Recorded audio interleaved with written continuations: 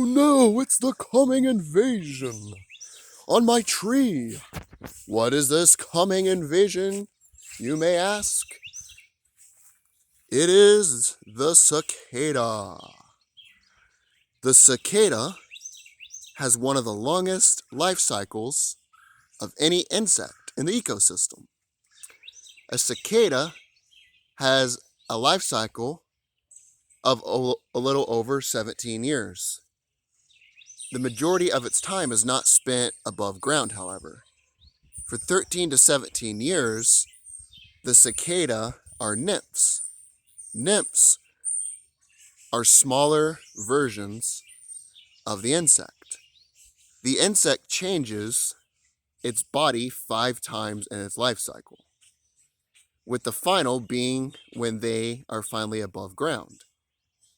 When the weather is around 65 degrees in the ballpark, it was 80 degrees yesterday, all of a sudden it dropped down to 60 this morning, stayed around that today.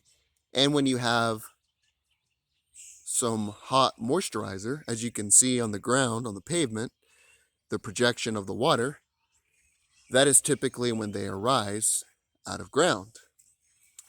If you can see right there, that is the final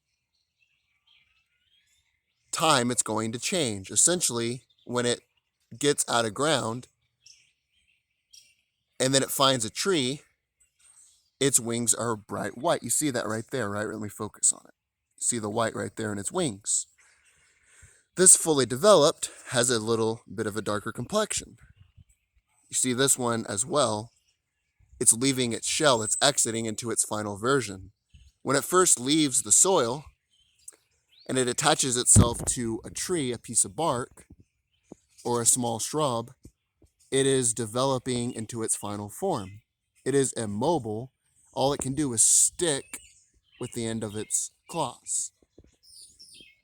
But once it reaches its full development, it will be able to fly. Its wings will look more like this. It can fly up to 22 inches in the air. See, that one is moving right there. That one is developing into that. Some more fun facts for you. Cicadas have a survival mechanism, which is oversupply. These creatures are pretty smart. The way they have been able to survive is due to overpopulation. There have been as much as up to 1.5 million of them in one area.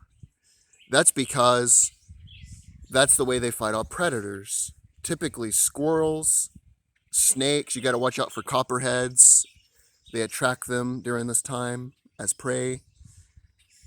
Frogs, which makes sense because they eat flies, and raccoon, they have free food, but eventually they get tired of eating. It's just like when you get a pizza.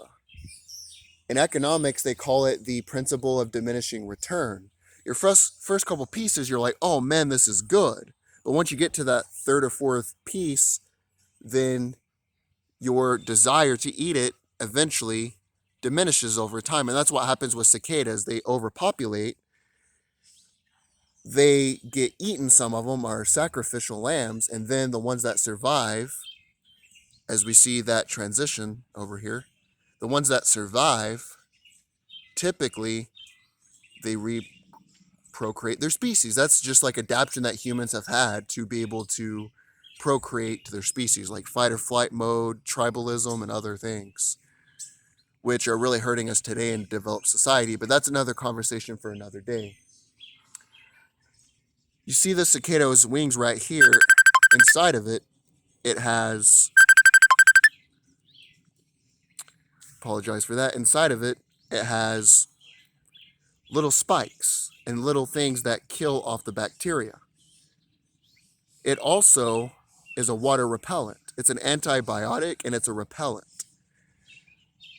There have actually been scientists making raincoats that will repel water. Not scientists, but developers, business developers. They made prototypes that are in the early stages of development that use the same material for cicada's wing.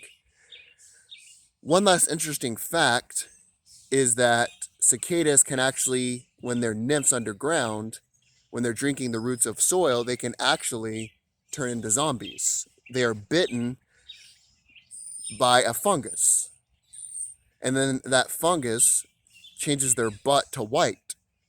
They still want to procreate, and they infect their mates with the bacteria, kill them off. They also fly over soil, and they kill that soil, the bacteria from the fungus. The same chemicals that are in magic mushrooms are what enter the brain of a cicada.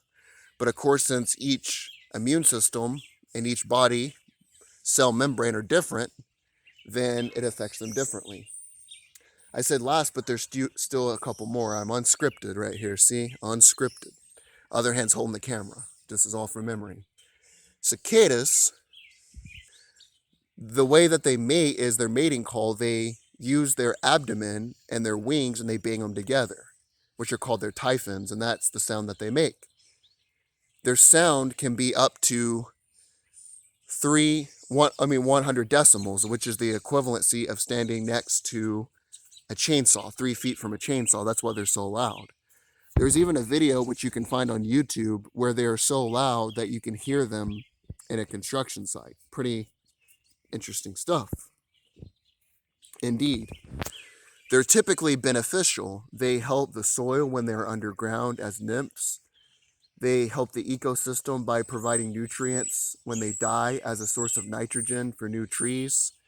They typically do little damage. What they eat is little twigs. You'll probably see them over here drinking the nutrients off of them, and little shrubs, little pieces of grass and little bushes is typically what they eat. But 13 to 17 years, the perfect environment, they're going to come out of ground, do their thing, and from dust they form, and from dust they shall return, just like us.